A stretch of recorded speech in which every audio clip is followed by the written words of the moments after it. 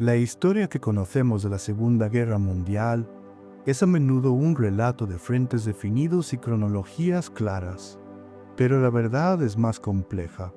Se dice que el conflicto comenzó en 1939, pero algunos argumentan que sus raíces se hunden en la invasión japonesa de Manchuria en 1931 o en la guerra en China desde 1937. Existió una guerra en las sombras. En 1942, los cielos de Los Ángeles se iluminaron con fuego antiaéreo dirigido a objetos no identificados en un evento que se conocería como la Batalla de Los Ángeles, un episodio de pánico masivo que nunca fue aclarado. En Asia, Japón no solo combatió con armas convencionales, desató plagas, bombardeando ciudades chinas con pulgas portadoras de la peste bubónica. En el Pacífico, científicos estadounidenses y neozelandeses trabajaban en secreto en el Proyecto SEAL, un intento de crear bombas tsunami.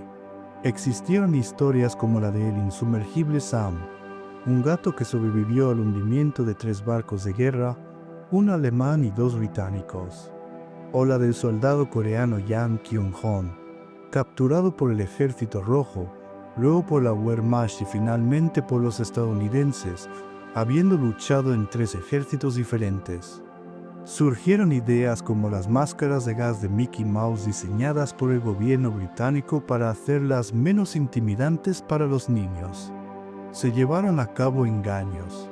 Un ejemplo fue la Operación Mincemeat, en 1943, para convencer a los alemanes de que la inminente invasión aliada tendría como objetivo Grecia y Cerdeña en lugar de Sicilia. La inteligencia británica ejecutó un plan. Obtuvieron el cadáver de un vagabundo, C.R.W.R. Michael, y lo transformaron en el ficticio mayor William Martin de los Royal Marines. Le ataron un maletín con documentos secretos fabricados que detallaban los falsos planes de invasión y crearon una historia de fondo con reliquias de bolsillo, cartas de amor, recibos y entradas de teatro para hacerlo creíble. El cuerpo fue arrojado al mar desde un submarino frente a la costa de Huelva, España, un país teóricamente neutral pero con simpatías pro-alemanas, donde sabían que los documentos llegarían a la Abwehr. Hitler mordió el anzuelo. Desvió divisiones Panzer y tropas de élite a Grecia, debilitando las defensas de Sicilia. La operación fue un triunfo de la guerra psicológica, salvando miles de vidas aliadas al explotar las expectativas y los canales de información del enemigo. En el campo de batalla, el engaño alcanzó una escala industrial con el ejército fantasma estadounidense, la 23ª Tropa Especial del Cuartel General. Esta unidad secreta, compuesta por 1.100 artistas, diseñadores de sonido, ingenieros y actores, era una compañía de teatro bélico. Su misión era la decepción táctica, simular la presencia de divisiones para confundir al enemigo sobre la ubicación y la fuerza de las unidades aliadas. Desplegaron un arsenal de ilusiones, tanques y jets inflables, altavoces que emitían los sonidos grabados de movimientos de tropas y construcción de puentes, y operadores de radio que transmitían tráfico de mensajes falsos para imitar las comunicaciones de grandes formaciones. Desde Normandía hasta el Rin, llevaron a cabo más de 20 engaños en el campo de batalla, atrayendo fuego de artillería hacia sus posiciones falsas y convenciendo a los comandantes alemanes de que se enfrentaban a fuerzas donde solo había aire y sonido. El conflicto fue más extraño, más brutal y sus consecuencias aún resuenan en nuestro mundo. El conflicto no surgió de un vacío. Fue la culminación de crisis que se alimentaron mutuamente, comenzando con la paz que pretendía poner fin a todas las guerras. El Tratado de Versalles, firmado en 1919, fue concebido para castigar a Alemania por su papel en la Primera Guerra Mundial, pero sus términos fueron tan severos que crearon resentimiento. A Alemania se le impuso la pérdida del 13% de su territorio europeo, que pasó de 540.766 kilómetros cuadrados a 468.787, afectando entre 6,5 y 7 millones de personas. Territorios como Alsacia y Lorena fueron devueltos a Francia, Eupen y Malmeria a Bélgica, el norte de Suecia a Dinamarca, y partes como Posen, Prusia Occidental y la Alta Silesia fueron entregadas a la reconstituida Polonia, creando el corredor polaco que separaba Prusia Oriental del resto de Alemania. Perdió la totalidad de su imperio colonial, que fue repartido entre el Reino Unido y Francia. Su ejército fue reducido a 100.000 hombres y 4.000 oficiales. Se le prohibió tener una fuerza aérea, submarinos, tanques y artillería pesada, y se abolió el servicio militar obligatorio. La región de Renania fue desmilitarizada y ocupada por los aliados. El golpe más profundo fue psicológico. El artículo 231, la cláusula de culpabilidad de la guerra, forzaba a Alemania a aceptar la responsabilidad total por el conflicto. Esto, combinado con las reparaciones económicas fijadas en una suma de 132.000 millones de marcos de oro, una cifra que economistas como John Maynard Keynes calificaron de impagable y que Alemania terminó de liquidar en 2010, creó un sentimiento de humillación nacional. En el imaginario popular alemán, la nación no había sido derrotada en el campo de batalla, sino traicionada por sus políticos, una idea conocida como la puñalada por la espalda o Dolastros Legende. Sobre esta crecieron las ideologías más extremas. Sobre esta base de descontento, se abatió una catástrofe económica. La Gran Depresión, desencadenada por el colapso de la Bolsa de Nueva York en octubre de 1929, tuvo un efecto devastador. Estados Unidos, el principal prestamista, retiró sus capitales de Europa, golpeando a la economía de la República de Weimar en Alemania, que dependía de los préstamos del Plan Davis y el Plan Young. La quiebra de bancos se sucedió. Con más de 4.000 entidades desapareciendo en Estados Unidos, el desempleo se disparó, alcanzando a 6 millones de personas en Alemania para 1932, casi el 30% de la fuerza laboral, y el comercio internacional se contrajo hasta en un 66% entre 1929 y 1934. La pobreza y la desesperanza se extendieron, socavando la fe en la democracia, que parecía incapaz de ofrecer soluciones. Este caos impulsó los movimientos totalitarios. En Italia, el fascismo de Benito Mussolini había llegado al poder en 1922. En la Alemania de los años 30, el nacionalsocialismo de Adolf Hitler encontró su oportunidad. Ambos movimientos, aunque con diferencias, compartían un núcleo ideológico: la exaltación del Estado por encima del individuo, un nacionalismo agresivo, el culto a un líder, el rechazo a la democracia y al comunismo, y la justificación de la violencia como herramienta política. El fascismo italiano, con su corporativismo, buscaba subordinar la sociedad al Estado, eliminando los sindicatos y controlando la economía. El nazismo alemán fue más allá, añadiendo un componente racial. Su ideología se centraba en la superioridad de la raza aria y la necesidad de purificar la nación, eliminando a quienes consideraba inferiores, principalmente a los judíos. También promovía la idea del Lebensraum, o espacio vital, una doctrina que exigía la expansión territorial hacia el este de Europa. Recibieron el apoyo de clases medias y altas que veían en ellos una barrera contra la expansión del comunismo soviético. Las ambiciones imperiales de las potencias del eje comenzaron a manifestarse, desafiando un orden internacional frágil. Apareció una fisura en Asia. En 1931, el Imperio de Japón, una nación en industrialización pero escasa de recursos, fabricó el incidente de Mukden, una explosión en su línea férrea de Manchuria del Sur, para culpar a los nacionalistas chinos y justificar la invasión de la región. Al año siguiente, estableció allí el estado títere de Manchukuo, con el último emperador chino, Puyi, como gobernante nominal, asegurando una fuente de materias primas. La Liga de las Naciones condenó la acción, pero no tomó medidas efectivas, lo que llevó a Japón a retirarse del organismo en 1933 y envalentonó a otras potencias. En 1937, tras el incidente del puente de Marco Polo, Japón lanzó una invasión de China, iniciando la Segunda Guerra Sino-Japonesa, un conflicto marcado por atrocidades como la masacre de Nankín, y que para muchos historiadores marca el comienzo de la Segunda Guerra Mundial en Asia. Inspirado por el éxito japonés y la inacción internacional, Benito Mussolini se lanzó a construir su imperio. En octubre de 1935, las fuerzas italianas invadieron Abisinia, la actual Etiopía, buscando vengar la derrota sufrida en Adwa en 1896 y expandir sus colonias. La campaña fue cruel, con el uso de armas químicas como el gas mostaza. La respuesta de la Liga de las Naciones fue débil, imponiendo sanciones económicas ineficaces. En 1939, Italia completaría su expansión con la ocupación de Albania.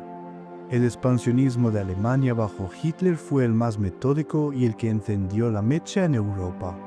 Desafiando el Tratado de Versalles, Hitler inició el rearme de Alemania en marzo de 1936.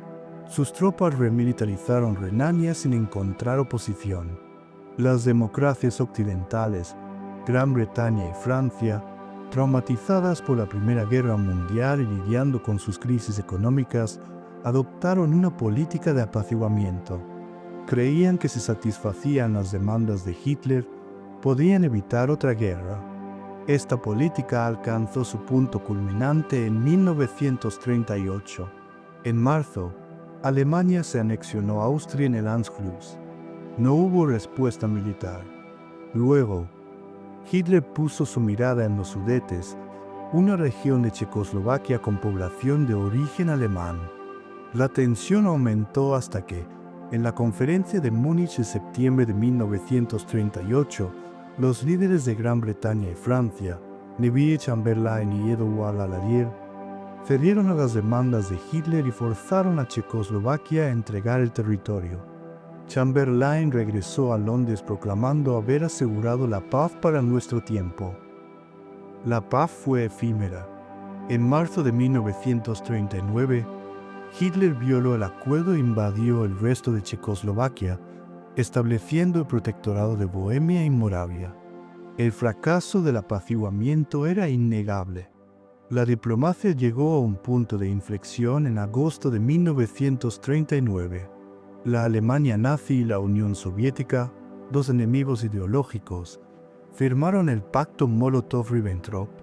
Oficialmente era un pacto de no agresión, pero contenía un protocolo secreto que dividía Europa del Este y acordaba el reparto de Polonia. Con este pacto, Hitler se aseguró de que no tendría que luchar una guerra en dos frentes. Inicialmente, la agresión japonesa en Asia, la italiana en África y la alemana en Europa no fueron parte de un plan coordinado, sino actos oportunistas que se retroalimentaron. El 30 de noviembre de 1939, la Unión Soviética invadió Finlandia, dando inicio a la Guerra de Invierno. Stalin, preocupado por Leningrado, exigió a Finlandia la cesión de territorios, una demanda que el gobierno finlandés se negó a aceptar. El Ejército Rojo lanzó una ofensiva, esperando una victoria rápida. La disparidad de fuerzas era abrumadora. Casi 1 millón de soldados soviéticos se enfrentaban a una fuerza finlandesa de 300.000 hombres. Los finlandeses, expertos en el combate en su terreno, emplearon tácticas de guerrilla que anularon la superioridad numérica soviética. Vestidos con camuflaje blanco, sus tropas de esquiadores se movían, realizando ataques y emboscadas antes de desaparecer. Perfeccionaron la táctica Motti, que consistía en cortar las columnas soviéticas en pequeñas bolsas aisladas, para luego aniquilarlas. En este teatro de operaciones surgió el francotirador Simo Häyhä. Apodado la Muerte Blanca, se le atribuyen más de 505 muertes confirmadas en 100 días. Utilizaba un rifle estándar sin mira telescópica para evitar el reflejo y mantener un perfil bajo, y compactaba la nieve frente para que el disparo no levantara una nube. A pesar de las pérdidas, la superioridad soviética se impuso. En marzo de 1940, Finlandia se vio obligada a firmar el Tratado de Paz de Moscú, cediendo el 9% de su territorio. El alto coste de la victoria y el pésimo desempeño del Ejército Rojo, plagado de purgas que habían eliminado a sus oficiales más competentes, enviaron una señal equívoca. Adolf Hitler, observando desde Berlín, llegó a una conclusión. El ejército soviético era ineficaz y mal dirigido. Esta percepción influyó en su decisión de lanzar la Operación Barbarroja en 1941, subestimando la capacidad de resistencia de la Unión Soviética. La Guerra de Invierno fue una pieza en el rompecabezas que condujo a la fase más sangrienta de la Segunda Guerra Mundial. El 1 de septiembre de 1939, las fuerzas alemanas cruzaron la frontera polaca. Para justificar la agresión, la propaganda nazi fabricó el incidente de Gleiwitz, un ataque de falsa bandera en el que soldados alemanes con uniformes polacos asaltaron una estación de radio alemana. Con esta mentira, Hitler anunció que Polonia había atacado a Alemania. La invasión fue la primera demostración de la Blitzkrieg. No era solo una táctica, sino una filosofía de guerra para evitar el estancamiento de las trincheras. Combinando la velocidad, la potencia y el fuego de las divisiones Panzer, el apoyo aéreo de la Luftwaffe y la infantería motorizada, los alemanes buscaban concentrar su fuerza en un punto, el Wehrpunkt, para romper las líneas enemigas, penetrar en su retaguardia y rodear formaciones en maniobras de cerco o Kesselsglast. El ejército polaco, aunque con casi 1 millón de soldados, estaba superado. Su caballería se enfrentó a los tanques alemanes y su fuerza aérea fue superada. A pesar de la resistencia en batallas como la de Zura o el asedio de Varsovia, la superioridad alemana era abrumadora. El destino de Polonia quedó sellado el 17 de septiembre, cuando, cumpliendo con el pacto Molotov-Ribbentrop, la Unión Soviética invadió el país desde el este con 500.000 de soldados. Atrapada entre dos gigantes, la resistencia polaca se derrumbó. Varsovia capituló el 27 de septiembre. En respuesta, Gran Bretaña y Francia declararon la guerra a Alemania el 3 de septiembre, pero sus acciones fueron limitadas. En el frente occidental comenzó un periodo conocido como la Guerra de Broma o Siegfried. Los ejércitos se movilizaron, pero no hubo combates, salvo una ofensiva francesa en el Sarre. Esta inactividad terminó en abril de 1940, cuando Alemania lanzó la Operación Weserübung, la invasión de Dinamarca y Noruega. Dinamarca cayó en horas. En Noruega, a pesar de la superioridad naval británica, los alemanes desembarcaron en puertos como Oslo, Bergen y Narvik, con pérdidas navales como el hundimiento del crucero Blücher. La campaña aseguró para Alemania el acceso a mineral de hierro sueco y bases navales. El 10 de mayo de 1940, la Blitzkrieg se desató sobre Europa Occidental. Las fuerzas alemanas invadieron los Países Bajos, Bélgica y Luxemburgo. El plan alemán, conocido como Fallgelb o Plan Manstein, era audaz y engañoso. Mientras el grupo de ejércitos B atacaba a través de Bélgica, atrayendo hacia el norte a las unidades francesas y a la fuerza expedicionaria británica, el golpe principal se produjo más al sur. Las divisiones Panzer del grupo de ejércitos avanzaron a través del bosque de las Ardenas, un terreno que el alto mando francés consideraba intransitable para los tanques. Rompiendo las defensas francesas en Sedan el 13 de mayo, los blindados alemanes se lanzaron hacia el Canal de la Mancha, completando un movimiento de pinza que atrapó a las fuerzas aliadas en Bélgica y el norte de Francia. Con sus ejércitos rodeados, los aliados se enfrentaron a una catástrofe. En el puerto de Dunkerque se congregaron cientos de miles de soldados británicos y franceses. ocurrió uno de los eventos más debatidos de la guerra. Hitler ordenó a sus divisiones Panzer que se detuvieran el 24 de mayo, una decisión que dio a los aliados una ventana de oportunidad. Entre el 26 de mayo y el 4 de junio, en la Operación Dinamo, se produjo una evacuación. Una flotilla de más de 800 barcos, desde destructores hasta yates privados y barcos de pesca, cruzó el canal bajo el ataque de la Luftwaffe para rescatar a las tropas. Se evacuaron a más de 338,000 soldados, de los cuales 120,000 eran franceses y belgas. Aunque se perdió el equipo pesado, se salvó el núcleo del ejército británico, un hecho fundamental para la continuación de la guerra.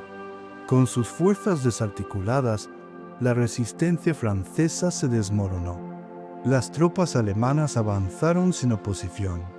El 14 de junio, París fue declarada ciudad abierta y fue ocupada sin lucha. El 22 de junio, Francia firmó un armisticio con Alemania. La ceremonia se llevó a cabo en el mismo vagón de tren en Compiègne donde Alemania había firmado su rendición en 1918. Francia quedó dividida. El norte, la costa atlántica bajo ocupación alemana, y el sur gobernado por un régimen colaboracionista en Vichy, liderado por el mariscal Philippe Pétain. Con la caída de Francia, Gran Bretaña se quedó sola, enfrentando la amenaza de una invasión.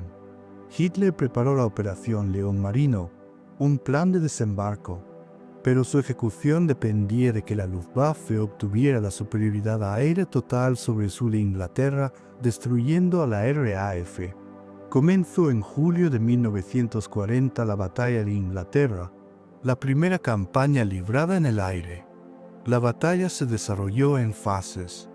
La Luftwaffe, comandada por Hermann Göring, se concentró en atacar convoys navales en el canal. Luego, el 13 de agosto, lanzó la ofensiva, el Alerta o Día del Águila, contra los aeródromos y las estaciones de radar de la RAF. La lucha fue intensa y las pérdidas en ambos bandos fueron elevadas. La RAF, aunque en inferioridad numérica, contaba con ventajas, luchaba sobre su propio territorio y poseía un sistema de defensa, el sistema Dowding, basado en el radar, que permitía detectar las incursiones y dirigir a los cazas. El punto de inflexión llegó en septiembre. Tras un bombardeo alemán accidental sobre Londres el 24 de agosto, Winston Churchill ordenó un ataque sobre Berlín. La incursión causó pocos daños, pero hirió el orgullo de Hitler, quien ordenó a la Luftwaffe cambiar su estrategia y concentrar los ataques en las ciudades británicas, especialmente Londres. Este fue el comienzo del Blitz. El cambio de objetivo fue un error.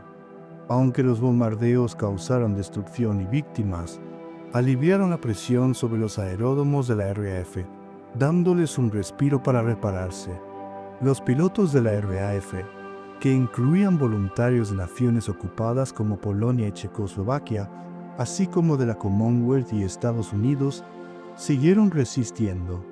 A finales de octubre, estaba claro que la Luftwaffe no había logrado su objetivo. La RAF no había sido destruida. Con la llegada del otoño, la Operación León Marino fue pospuesta. Gran Bretaña había sobrevivido. La batalla de Inglaterra fue la primera derrota estratégica de Hitler y demostró que Alemania no era invencible. La supervivencia de Gran Bretaña aseguró que los aliados mantuvieran una base desde la cual podrían lanzar la liberación de Europa. 1941 marcó el momento en que el conflicto se transformó en una guerra mundial, impulsado por dos decisiones de las potencias del eje. El 22 de junio de 1941, Hitler lanzó la Operación Barbarroja, la invasión de la Unión Soviética. Fue la operación militar más grande de la historia, con casi 4 millones de soldados del eje avanzando a lo largo de un frente de miles de kilómetros. Los objetivos de Hitler eran ideológicos, destruir el judeo-bolchevismo, y estratégicos, conquistar el Lebensraum y apoderarse de los recursos de la Unión Soviética. Stalin, el dictador soviético, fue tomado por sorpresa. A pesar de las advertencias, se negó a creer que Hitler rompería el pacto. El ataque fue devastador. La Blitzkrieg volvió a demostrar su eficacia, con las divisiones Panzer rodeando y aniquilando ejércitos soviéticos. Millones de soldados del Ejército Rojo fueron hechos prisioneros. El avance alemán parecía imparable. El frente oriental era un teatro de operaciones de una escala y brutalidad sin precedentes. Para los nazis, era una guerra de aniquilación racial. Las órdenes eran tratar a la población eslava como subhumana y eliminar a los comisarios políticos y a la población judía. Detrás del ejército avanzaban los Einsatzgruppen, escuadrones de la muerte de las SS encargados de fusilamientos masivos. Millones de prisioneros de guerra soviéticos murieron de hambre, enfermedades o ejecuciones. A pesar de los éxitos, el plan alemán de una victoria rápida antes del invierno fracasó.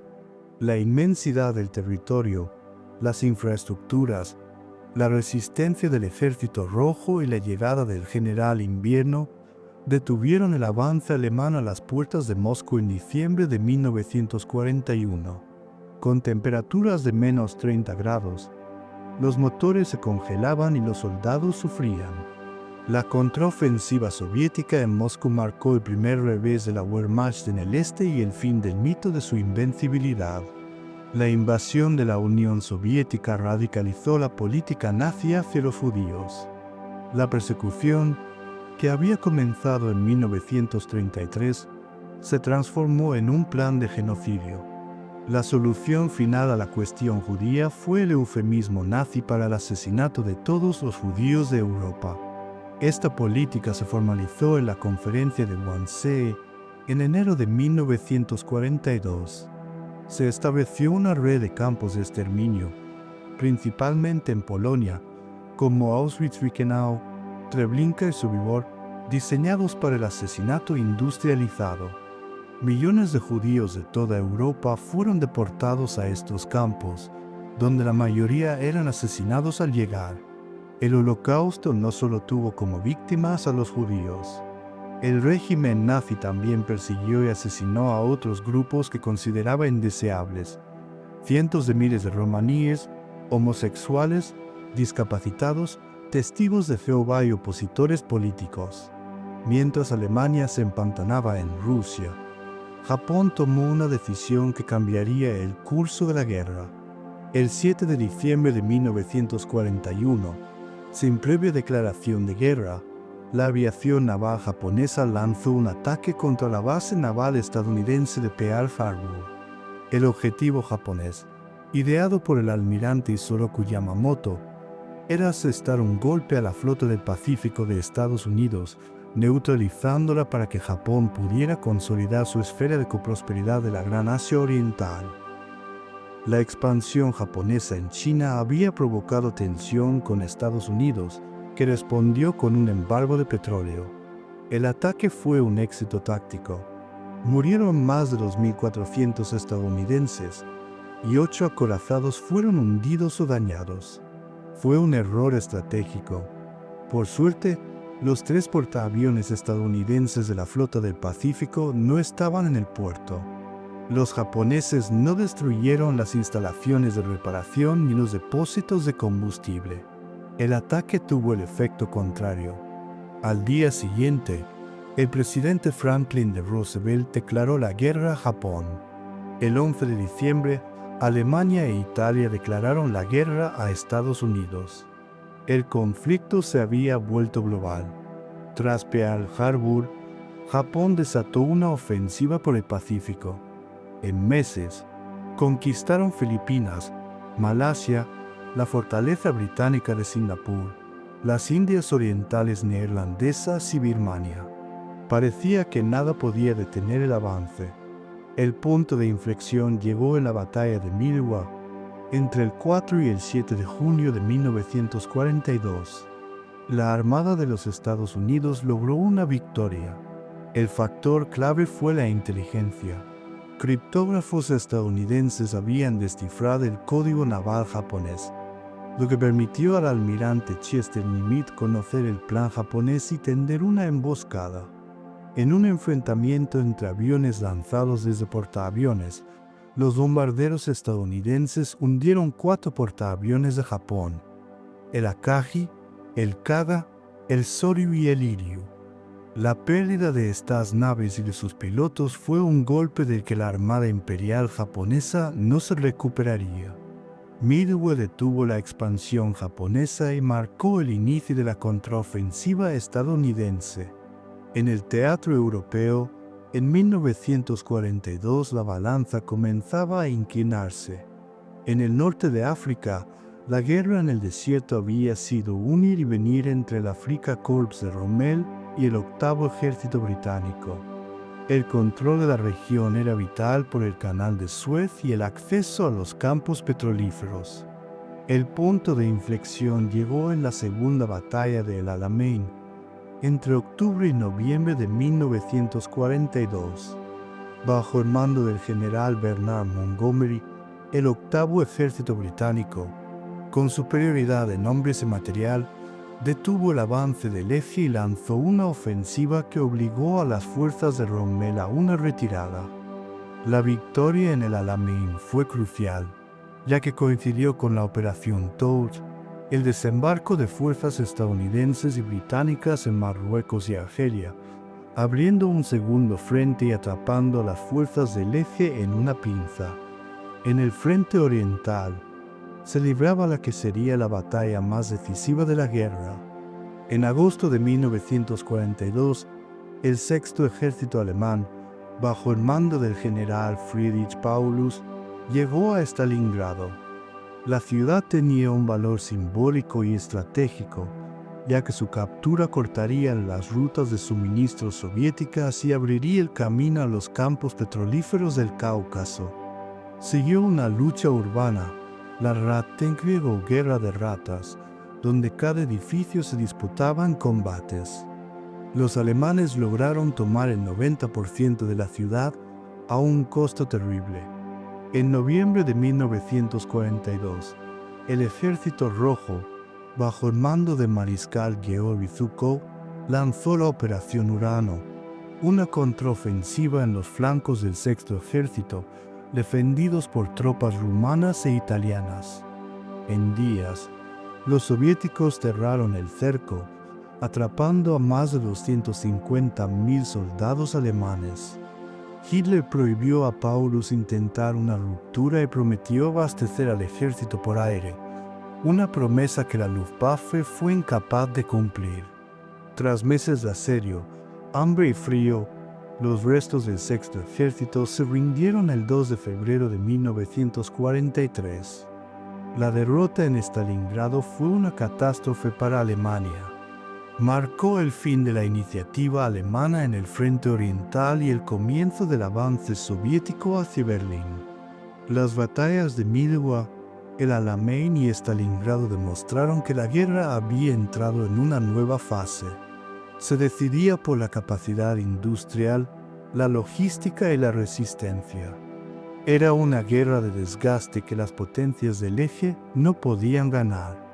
Tras la victoria en el norte de África, los líderes aliados se enfrentaron a la pregunta de cuál sería el siguiente paso.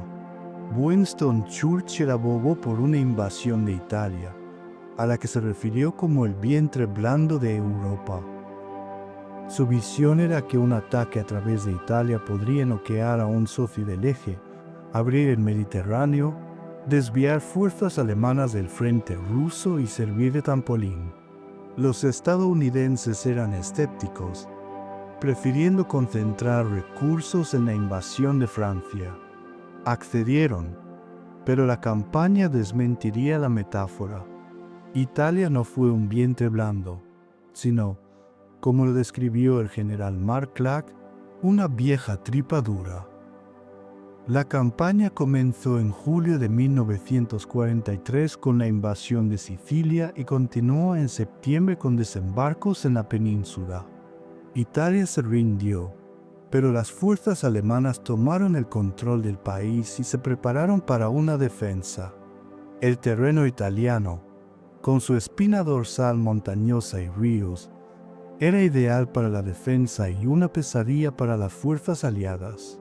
Los alemanes, bajo el mando del mariscal Albert Kesselring, explotaron esta geografía, construyendo líneas defensivas. La más formidable fue la línea Gustav, un sistema de fortificaciones, campos de minas y emplazamientos de artillería anclado en las montañas y centrado en Cassino. El punto clave de la línea Gustav era Monte Cassino, una colina de 520 metros coronada por una abadía benedictina. Entre enero y mayo de 1944, los aliados lanzaron 4 batallas para romper esta posición. Creyendo erróneamente que los alemanes usaban la abadía como puesto de observación, los aliados decidieron bombardearla el 15 de febrero, reduciéndola a escombros. Este acto fue un error. Los paracaidistas alemanes se atrincheraron en las ruinas, que proporcionaron una cobertura defensiva mejor. La lucha se convirtió en una guerra de desgaste con asaltos frontales que resultaron en bajas espantosas. El 18 de mayo de 1944, tras una ofensiva, fueron las tropas del segundo cuerpo polaco las que tomaron las ruinas de la abadía. La campaña de Italia continuaría hasta el final de la guerra, un frente agotador que costó a los aliados más de 300.000 bajas y demostró que no había caminos fáciles hacia la victoria. Mientras la atención se centraba en Europa y el Pacífico, una de las luchas más difíciles de la guerra se libraba en las junglas, montañas y llanuras de Birmania. Este teatro de operaciones, llamado el Frente Olvidado, fue un lugar donde los soldados luchaban contra un enemigo, un terreno implacable y enfermedades como la malaria, el cólera y la disentería. Birmania era vital. Para los británicos, era la barrera que protegía la India. Para los estadounidenses, era el eslabón para mantener a China en la guerra. Tras la conquista japonesa de Birmania en 1942, la carretera de Birmania, una ruta de suministros, fue cortada. Para reabrir una línea de suministro, los aliados se embarcaron en 2 esfuerzos: un puente aéreo sobre el Himalaya, conocido como The Hump, y la construcción de una nueva carretera, la carretera del Ledo, a través de jungla y montañas desde la India hasta China. La construcción de la carretera fue una hazaña de ingeniería llevada a cabo en condiciones extremas por ingenieros, en su mayoría afroamericanos y trabajadores locales. En este frente luchó el 14º Ejército Británico, una fuerza multinacional de soldados británicos, indios, gurkhas y africanos, que se ganaron el apodo de el Ejército Olvidado. En este entorno surgieron nuevas tácticas. El general Lord de Wingate creó las Long Range Penetration Groups, conocidos como los Chindits. El nombre era una corrupción de Chinte, el león mítico. Estas unidades marchaban detrás de las líneas japonesas para atacar sus líneas de comunicación. Dependían del reabastecimiento aéreo, una táctica revolucionaria. Sus expediciones, como la Operación Longlore en 1943, fueron arduas y costosas. De los 3.000 hombres que entraron en Birmania, 1/3 murió, fue capturado o sucumbió a las enfermedades. Los Chindis demostraron que los soldados aliados podían sobrevivir y vencer a los japoneses en la jungla, proporcionando un impulso moral y cambiando la forma en que se libraba la guerra en ese teatro. A partir de 1943, la guerra entró en una fase de guerra total, que implicaba la movilización de todos los recursos de una nación. Un elemento fue la campaña de bombardeos estratégicos de los aliados sobre Alemania. Bombarderos británicos y estadounidenses atacaban las ciudades alemanas. El objetivo era destruir la capacidad industrial de Alemania y quebrar la moral de la población. Ciudades como Hamburgo, en la Operación Gomorra, fueron arrasadas por tormentas de fuego que mataron a decenas de miles. El bombardeo de Dresde en febrero de 1945 sigue siendo uno de los episodios más controvertidos, con estimaciones de víctimas que van desde 18.000 a 35.000 personas. La propaganda de guerra se intensificó. En Alemania, el ministro Joseph Goebbels utilizaba la radio, el cine y la prensa. En Estados Unidos, la Oficina de Información de Guerra cumplía un papel similar, produciendo carteles, películas y programas. El conflicto aceleró cambios sociales y tecnológicos. La Segunda Guerra Mundial representó un punto de inflexión para el papel de la mujer, desafiando las normas y abriendo posibilidades, a menudo de forma temporal. En Estados Unidos, el ícono de Rosie the Riveter simbolizó la incorporación de la mujer a la fuerza laboral. Con hombres en el frente, la industria enfrentaba un déficit de mano de obra. El gobierno lanzó una campaña para reclutar mujeres. El resultado fue extraordinario. Entre 1941 y 1944, el número de mujeres empleadas aumentó de 10,8 millones a 18 millones. Más de 6 millones ocuparon puestos en fábricas y astilleros, fabricando municiones, barcos y aviones. Esta independencia económica no era una utopía. Las mujeres recibían salarios inferiores a los de los hombres y se enfrentaban a la expectativa de que abandonarían sus puestos cuando los soldados regresaran. Esta tensión sembró las semillas de los movimientos feministas. La Unión Soviética fue el único país que desplegó mujeres en combate a gran escala, y ninguna unidad fue más legendaria que el 588º Regimiento de Bombardeo Nocturno, apodado por los alemanes las Nachthexen o Brujas de la Noche. Este regimiento estaba compuesto por mujeres, pilotos, navegantes, mecánicas y personal de tierra. Volaban en biplanos policarpópodos de madera y lona, tan lentos que podían volar por debajo de la velocidad de pérdida de los cazas alemanes. Sin paracaídas, radio ni armamento defensivo, y volando solo de noche, realizaban múltiples misiones para hostigar y bombardear las líneas alemanas. Su táctica era apagar los motores al acercarse al objetivo, planeando en silencio. Durante la guerra, el regimiento voló más de 23.000 salidas de combate, arrojando 3.000 toneladas de bombas. Otras mujeres soviéticas se convirtieron en ases de la aviación en regimientos mixtos, como Lidia Litviak y Yekaterina Budanova, las dos únicas mujeres en la historia que alcanzaron ese estatus. Al final de la guerra, en Alemania, surgió el arquetipo de las Trümmerfrauen o mujeres de los escombros. Con gran parte de la población masculina muerta o en campos de prisioneros, las mujeres lideraron la tarea de limpiar las ciudades bombardeadas. Se estima que había 500 millones de metros cúbicos de escombros. Armadas con picos, palas y sus manos, formaban cadenas humanas para retirar los escombros, limpiar los ladrillos y apilarlos para la reconstrucción. Su trabajo se convirtió en un símbolo de la resiliencia y la voluntad de reconstrucción de Alemania. La urgencia de la guerra actuó como un acelerador para la innovación científica y médica, produciendo avances que salvaron vidas y transformaron la medicina. El caso más emblemático es el de la penicilina. Descubierta por Alexander Fleming en 1928, su potencial permaneció sin explotar por las dificultades para purificarla y producirla. La necesidad de combatir las infecciones que diezmaban a los soldados heridos impulsó la investigación. Un equipo de la Universidad de Oxford, liderado por Howard Florey y Ensign, purificó el compuesto.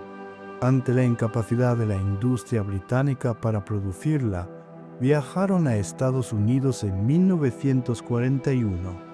Allí, en colaboración con el gobierno y compañías como Pfizer, se desarrolló un método de fermentación que permitió la producción masiva. El impacto fue revolucionario. Se estima que redujo la tasa de mortalidad por neumonía bacteriana en el ejército estadounidense de un 18% a menos del 1%. Para el desembarco de Normandía en 1944, había suficiente penicilina para tratar a todos los heridos aliados, salvando vidas y evitando amputaciones. La guerra también fue un motor para los avances en la cirugía y las transfusiones de sangre. El doctor Charles Drew, un cirujano afroamericano, realizó una investigación que revolucionó el almacenamiento de sangre. Su trabajo demostró que el plasma podía separarse de los glóbulos rojos y almacenarse más tiempo. El plasma podía ser transfundido a cualquier persona, independientemente de su tipo de sangre. Esta innovación hizo posible la creación de bancos de sangre y el transporte de plasma liofilizado a los frentes. El Dr. Drew organizó el programa Blood for Britain y fue nombrado el primer director del Banco de Sangre de la Cruz Roja Americana. Su carrera fue breve. Renunció en protesta por la política de segregar la sangre de donantes blancos y negros, una práctica que denunció como científicamente infundada. Su trabajo sentó las bases de la medicina transfusional moderna. La capacidad de una nación para producir armas, alimentar a su población y movilizar recursos se convirtió en un factor decisivo. El programa de préstamo y arriendo, o Lend-Lease, fue una de las contribuciones más decisivas de Estados Unidos. Firmado en marzo de 1941, el plan convirtió al país en el arsenal de la democracia, suministrando a sus aliados material de guerra, alimentos y materias primas sin pago inmediato. Estados Unidos envió ayuda por valor de $50.100 millones, de los cuales 31.400 millones fueron para el Reino Unido y 11.300 millones para la Unión Soviética. La ayuda a la Unión Soviética fue crucial. Aunque la propaganda soviética minimizó su impacto, la ayuda llegó en momentos críticos. El Ejército Rojo recibió cientos de miles de vehículos, miles de aviones y tanques, y millones de toneladas de alimentos y combustible. La contribución más vital fue la logística. Los 400.000 jeeps y camiones enviados por Estados Unidos proporcionaron al Ejército Rojo una movilidad que no podría haber alcanzado por sí solo, permitiéndole llevar a cabo las ofensivas que empujaron a los alemanes hasta Berlín. El propio Joseph Stalin admitió que sin la ayuda estadounidense, la Unión Soviética no habría podido hacer frente a Alemania y habría perdido la guerra. La economía de guerra de la Alemania nazi era parasitaria. Se basaba en el saqueo de los recursos de los países ocupados y en el uso de millones de personas como mano de obra esclava. No fue una consecuencia de la guerra, sino un pilar de la ideología nazi. El programa Ostarbeiter fue la manifestación más extrema. Entre 3 y 5,5 millones de civiles del este, principalmente de Ucrania y Polonia, fueron deportados a Alemania para trabajar en fábricas, minas y granjas. Considerados Untermenschen, estos trabajadores eran tratados con crueldad. Vivían en campos de trabajo, con raciones de hambre y jornadas laborales de 12 horas. Se les obligaba a llevar un distintivo Ost y estaban sujetos a castigos, incluyendo la ejecución. La violación de las trabajadoras era endémica y los embarazos a menudo terminaban en abortos forzados o en el infanticidio de los recién nacidos en guarderías diseñadas para que murieran. Este sistema de explotación, donde las personas eran consideradas recursos que debían ser trabajados hasta la muerte, fue la base sobre la que se sostuvo la maquinaria de guerra alemana. La guerra económica reveló la naturaleza de los contendientes, un sistema de producción y cooperación frente a un sistema de depredación y esclavitud. Mientras las ciudades ardían, en la Europa ocupada crecía la resistencia. Los movimientos de partisanos adoptaron múltiples formas, desde el sabotaje hasta el espionaje, la publicación de periódicos clandestinos, la ayuda a judíos y pilotos y la lucha armada. En Yugoslavia, los partisanos comunistas de Josip Broz Tito lograron inmovilizar a un gran número de divisiones alemanas. En Francia, la resistencia, aunque diversa, desempeñó un papel en la preparación del desembarco aliado. El acto de resistencia más conocido fue el levantamiento del gueto de Varsovia en la primavera de 1943, donde combatientes judíos, sabiendo que no tenían posibilidad de victoria, lucharon contra las tropas de las SS durante casi un mes. Las represalias alemanas eran brutales. Por cada soldado alemán muerto, se ejecutaba a decenas de civiles. Masacres como las de Lice en Checoslovaquia o la de Oradour-sur-Glane en Francia servían como advertencia. El 6 de junio de 1944, conocido como el Día D, los aliados lanzaron la Operación Overlord, la mayor invasión anfibia de la historia. Tras años de planificación bajo el mando del general estadounidense Dwight Eisenhower, una armada de casi 7.000 barcos transportó a más de 150.000 soldados estadounidenses, británicos y canadienses a través del Canal de la Mancha para desembarcar en 5 playas de Normandía: Utah, Omaha, Gold, Juno y Sword. El desembarco fue un éxito, aunque a un costo terrible, especialmente en la playa de Omaha, donde las tropas estadounidenses se encontraron con resistencia alemana y sufrieron miles de bajas.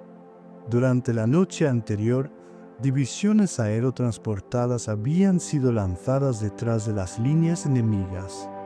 Para superar el problema logístico, los aliados construyeron 2 puertos artificiales, los Mulberries. Tras asegurar una cabeza de playa, comenzó la batalla de Normandía. Los combates en el Bocage fueron lentos.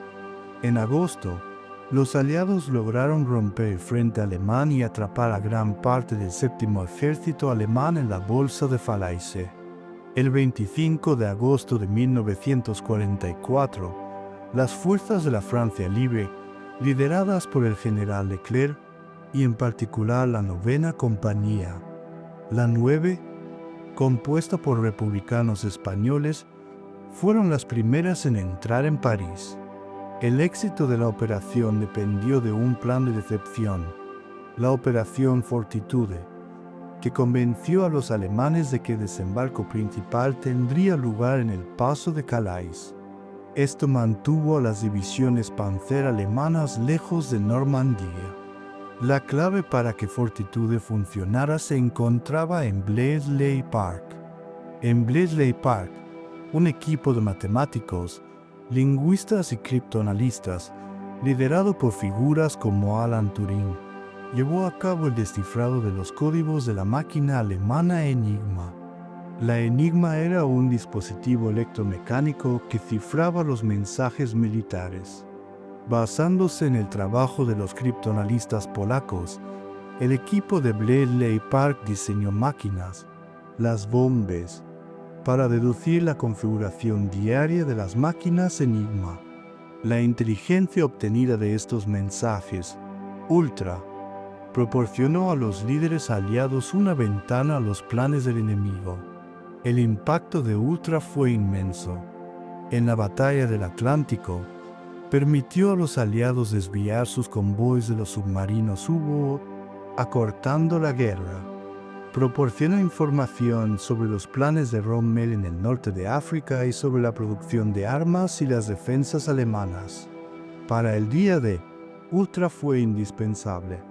No solo confirmó que los alemanes habían caído en el engaño, sino que proporcionó un conocimiento detallado del orden de batalla alemán en Normandía. Se estima que el trabajo de Bradley Park acortó la guerra en al menos 2 años, salvando millones de vidas. Creó una simetría de información. Los aliados operaban con conocimiento sobre las intenciones alemanas, mientras que los alemanes operaban basándose en una realidad falsa. Esta superioridad fue un multiplicador de fuerza. Con los aliados avanzando desde el oeste y los soviéticos desde el este, Hitler lanzó una ofensiva en diciembre de 1944, la Batalla de las Ardenas.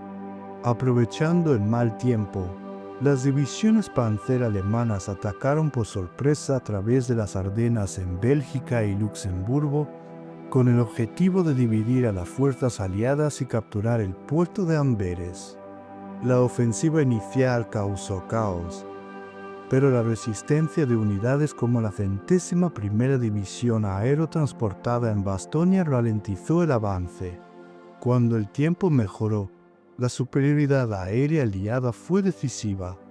La ofensiva de las Ardenas fue un fracaso para Alemania.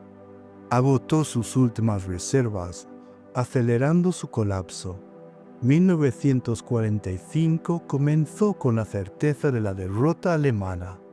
Desde el este, el Ejército Rojo lanzó una ofensiva a través de Polonia y entró en territorio alemán. Desde el oeste, tras repeler la ofensiva de las Ardenas, las fuerzas aliadas cruzaron el río Rin en marzo, penetrando en el corazón industrial de Alemania. La carrera hacia Berlín fue militar y política, ya que las líneas del frente se convertirían en las fronteras de la Guerra Fría. Eisenhower tomó la decisión de no lanzar a sus tropas a capturar Berlín, considerándola un objetivo político y sabiendo que quedaría dentro de la zona de ocupación soviética. La batalla de Berlín, librada entre abril y mayo de 1945, fue el asalto del Ejército Rojo sobre la capital. La defensa fue una mezcla de unidades del ejército, las SS, ancianos del Volkssturm y niños de las juventudes hitlerianas. La lucha fue casa por casa. Mientras las tropas soviéticas se acercaban a la Cancillería, Hitler se refugió en su búnker. El 30 de abril de 1945, Adolf Hitler se suicidó junto a Eva Braun. Al día siguiente, Joseph Goebbels y su esposa se quitaron la vida después de envenenar a sus 6 hijos. El 2 de mayo, las tropas soviéticas tomaron el Reichstag y la guarnición de Berlín se rindió. Tras la muerte de Hitler, el almirante Karl Dönitz asumió el liderazgo desde un gobierno en Flensburgo. Su objetivo era salvar a tantos soldados y civiles como fue posible de la captura soviética, ordenando que se rindieran a los aliados occidentales. Tras una serie de rendiciones, el 7 de mayo de 1945, en Reims, Francia, el general Alfred Jode firmó la rendición incondicional de todas las fuerzas alemanas. Stalin, insistiendo en que la rendición debía firmarse en Berlín, organizó una segunda ceremonia el 8 de mayo. Este día se proclamó el Día de la Victoria en Europa. Mientras Europa celebraba, la guerra en el Pacífico continuaba. La estrategia de salto de isla acercaba a los estadounidenses a Japón, pero cada isla era una carnicería. La batalla de Iwo Jime, entre febrero y marzo de 1945, fue un ejemplo. La isla volcánica, necesaria como base para los bombarderos B-29, fue defendida hasta el último hombre por sus 21.000 soldados japoneses bajo el mando del general Tadamichi Kuribayashi, quien diseñó una red de túneles. El costo fue alto. Casi 7.000 marines murieron. La batalla de Okinawa, De abril a junio de 1945 fue peor. Considerada la antesala de la invasión de Japón, fue la batalla más sangrienta del Pacífico. Los japoneses lanzaron más de 1900 ataques kamikaze, y en tierra la lucha fue encarnizada. Más de 12,000 soldados estadounidenses murieron, pero las pérdidas japonesas fueron de más de 100,000. Una cuarta parte de la población civil de Okinawa, unas 100,000 personas, pereció, muchas forzadas a suicidarse.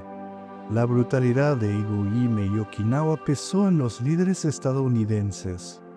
Las estimaciones para una invasión de Japón preveían hasta 1,000,000 de bajas estadounidenses. El presidente Harry Truman, que asumió el cargo tras la muerte de Roosevelt, tomó la decisión de utilizar una nueva arma. El 26 de julio de 1945, los líderes aliados emitieron la Declaración de Potsdam, exigiendo la rendición incondicional de Japón bajo la amenaza de una pronta y completa destrucción. Japón ignoró el ultimátum. El 6 de agosto de 1945, el bombardero B-29 Enola Gay lanzó una bomba atómica sobre Hiroshima. La explosión mató a unas 80,000 personas. 3 días después, el 9 de agosto, mientras el gobierno japonés debatía, la Unión Soviética declaró la guerra a Japón e invadió Manchuria. Horas más tarde, Estados Unidos lanzó una segunda bomba atómica sobre Nagasaki, matando a otras 40,000 personas. La combinación de las bombas y la invasión soviética rompió la voluntad del liderazgo japonés. El 15 de agosto, el emperador Hirohito anunció por radio la rendición. La firma formal del acta de rendición tuvo lugar el 2 de septiembre de 1945, a bordo del USS Missouri en la bahía de Tokio. La Segunda Guerra Mundial había terminado. El fin de la guerra dejó al mundo en devastación. El coste humano fue incalculable. Las estimaciones hablan de más de 50 millones de muertos, aunque algunas cifras llegan a 80 millones. La mayoría de las víctimas fueron civiles. La Unión Soviética sufrió las pérdidas más devastadoras, con más de 27 millones de muertos. China perdió más de 20 millones. Polonia perdió casi el 15% de su población, incluyendo a 3 millones de sus ciudadanos judíos en el Holocausto. Alemania y Japón también sufrieron millones de bajas. El coste material fue catastrófico. Ciudades enteras quedaron reducidas a escombros, dejando las economías europeas en la ruina. Ante las atrocidades, los aliados decidieron que los responsables debían ser llevados ante la justicia. Entre 1945 y 1946, en Nuremberg, se celebraron los juicios de Nuremberg. Líderes de una nación fueron juzgados por un tribunal internacional por crímenes contra la paz, crímenes de guerra y un nuevo cargo, crímenes contra la humanidad. Los juicios establecieron que los individuos son responsables de sus actos, incluso si actúan bajo órdenes. La defensa del solo seguía órdenes fue rechazada. 12 altos jerarcas nazis fueron condenados a muerte, mientras que otros recibieron largas penas de prisión. Estos juicios sentaron las bases del derecho penal internacional. Para evitar que una catástrofe similar volviera a ocurrir, las naciones se unieron para crear una nueva organización. El 24 de octubre de 1945 nació la Organización de las Naciones Unidas, la ONU. Su propósito era mantener la paz y la seguridad internacionales, fomentar la cooperación, proteger los derechos humanos. Como consecuencia de los horrores del Holocausto, la Asamblea General de la ONU adoptó en 1948 la Declaración Universal de los Derechos Humanos. El fin de la guerra no trajo una paz duradera. sino la transición a un nuevo conflicto. La alianza entre las potencias occidentales y la Unión Soviética se fracturó. Europa quedó dividida por un telón de acero, separando el bloque capitalista liderado por Estados Unidos del bloque comunista dominado por la Unión Soviética. Alemania y su capital, Berlín, se convirtieron en el epicentro de esta división. El mundo bipolar había nacido, y con él, la Guerra Fría, una confrontación que dominaría las relaciones internacionales durante 4 décadas.